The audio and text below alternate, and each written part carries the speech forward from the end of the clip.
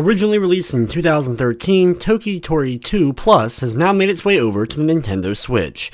But is this one game that will end up making you sing, or should this one just be stomped?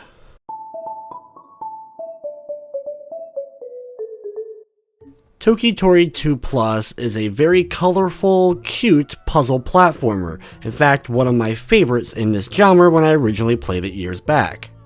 In the game, you're playing as a young chick who is sent out in order to kind of save the world, stop this pollution that's been spreading. To help you, you're going to have to find these 5 ancient frogs. The core gameplay in Toki Tori is very simple. You're only able to sing and stomp. You're able to attract people using the sing, or use stomp to knock enemies away, knock things off ledges, or of course break ground below you.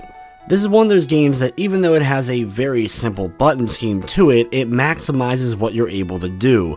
You can hold in the sing button in order to do louder notes, and you can use these songs later on by hitting the right note combinations to fast travel or rewind back to the beginning area. The best aspect though about Toki Tori 2 is that it's non-linear. You're basically able to explore in a very much Metroidvania way, but instead of getting new power-ups or upgrades, you're slowly learning the new mechanics of the gameplay and getting better at them, so that you can then progress to older areas and be able to get over spots you weren't able to do so before.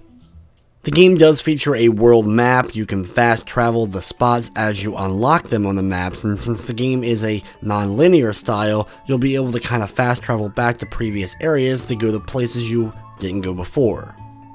The game can be a bit on the slow side though, so for some it may not move at quite the pace they would like.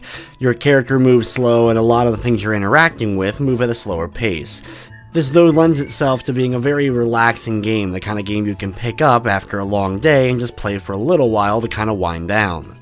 That's not to say that the game isn't difficult or doesn't have more intense moments, especially as you make it farther in with more complex puzzles and more things going on that you have to kind of set off in a chain reaction to make sure that you're able to get your character where you want it to go.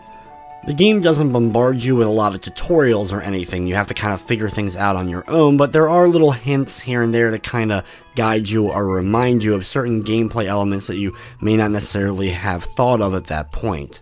One benefit of the game's relatively slow nature though is it is a pretty lengthy experience, taking roughly 7 to 10 hours in order to get through the main story, and even more if you're going to be collecting everything. While there isn't a ton changed or new here in the Nintendo Switch version, there has been a few tweaks here and there, and a few ways you solve puzzles have been changed up a bit. From the technical side of things though, the game ran smoothly. It didn't run into any major glitching, crashing, or slowdown of any sort. Toki Tori 2 Plus is available now on the Nintendo Switch for $9.99. The game is also available on the PS4, PC, and Wii U. On PS4 it doesn't have a Platinum trophy.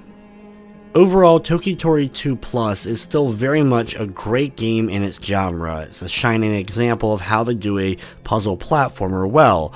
Even with its slow nature being a bit too slow for some, the Metroidvania style being able to go in a more non-linear fashion ends up adding a lot to this game's appeal.